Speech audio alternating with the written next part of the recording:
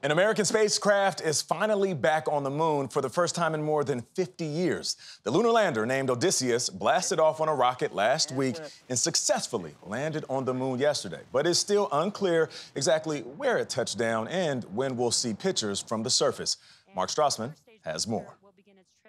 We can confirm, without a doubt, is our equipment is on the surface of the moon, and we are transmitting. A space milestone for a robotic lander named Odysseus, the first commercial moon landing. 10 miles to go. And the first American touchdown into lunar dust since 1972. Welcome to the moon. Intuitive Machines reports Odysseus landed upright, but final descent was a nail-biter.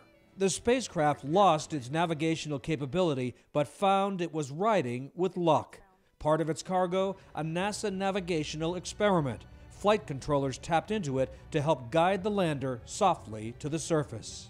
This is the assembly room. When we visited the company last year, CEO Steve Altemus showed us that NASA instrument. This actually helps with navigation. It's running independent of our navigation system, but this is NASA's entrant into how you do precision landing on the moon without GPS. NASA Administrator Bill Nelson. It was a NASA payload that saved the day.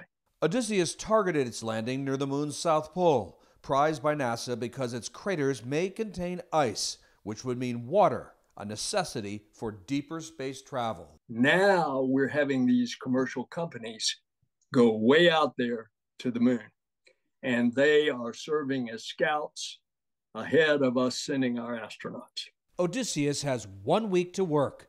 Ultra-cold lunar night will set in and freeze its solar batteries. But what an arrival. For CBS Mornings, Mark Strassman, Atlanta. Look, I mean, we celebrate. It's amazing. It is amazing. I mean, we celebrate like a Steph Curry 3 from like the opponent's tunnel. Like the moon is so far away. It That's makes a fact. that look like a close shot. All right. We landed. We landed on it. The Odysseus on Someone stood there in Houston and was like, "Whoop, we're going for 3," and it landed on the moon. And it landed. That's now amazing. What happens next? I want to know. Now what do we do with this information? Snap some pictures. Collect some samples. All right. Some dust in there. That's right. A little water. You know, all of it.